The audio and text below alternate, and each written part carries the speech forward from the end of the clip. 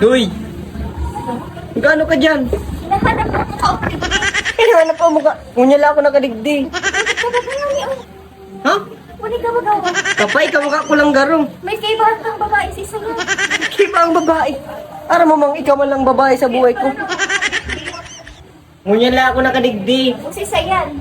Hindi ko, baka bakuman ko yan. Paparainalaan mo ko, ngunya lang ako nakadigdig. Paano takandahin na ikaw man talaga yan?